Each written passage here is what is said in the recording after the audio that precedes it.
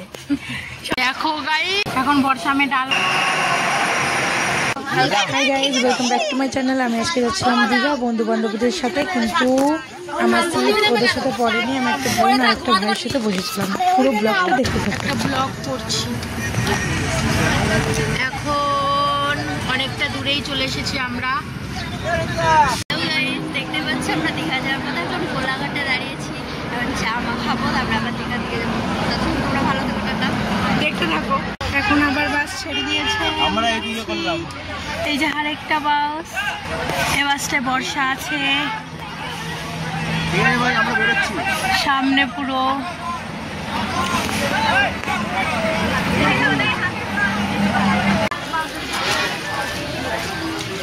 এখন আমরা চলে এসেছি হোটেলের বাইরে।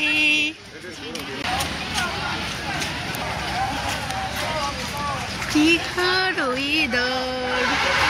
এখন চলে এসেছি মোহনাতে। কি সুন্দর। আমাদের বলা ভুল।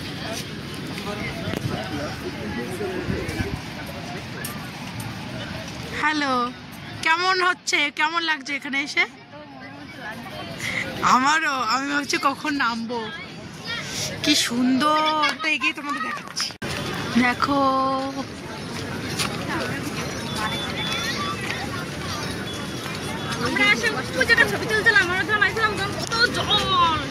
দেখো গাইস, নেমে পড়েছি বর্ষার আমি। ওহো কি সুন্দর লাগছে। দেখো মোহনা এটা। আর গাইস এখন যাচ্ছি জগন্নাথ ধামে, যেটা দীঘাতে হয়েছে সেটা। অনেক সুন্দর, একেবারে দারুণ গাইস। মানে এত সুন্দর, শান্তির জায়গা।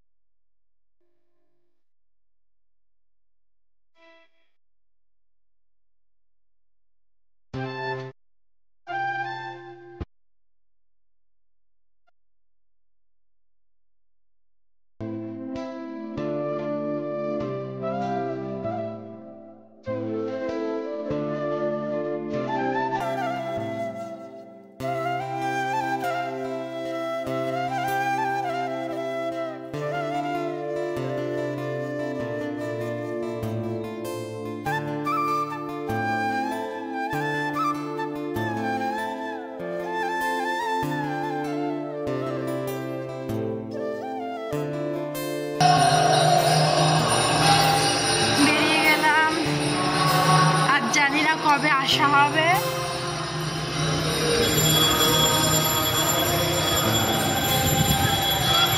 ছোট্ট একটা মূর্তি আছে। এখন আমরা মোহনা থেকে এসে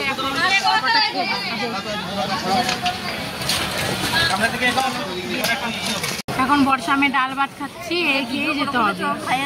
এখন যাচ্ছি বর্ষা আমি মানে দীঘার বিচে। হ্যাঁ চলো গিয়ে দেখা হচ্ছে। দেখো গাইস কি ভিড়। এদিকটা কাছে লোকাল লোক লোকাল লোক। একটু পরে নামবো। বাপরে এত ভিড়। আর দেখো ওগুলো কত জোরে জোরে আসছে।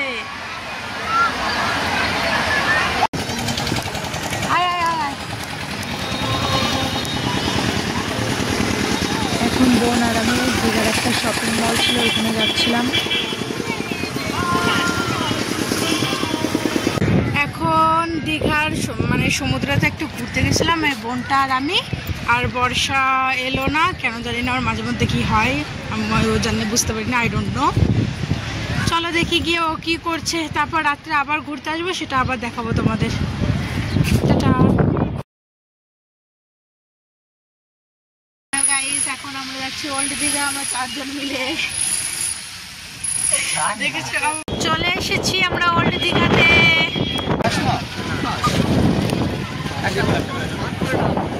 করে নামতে পারছে না।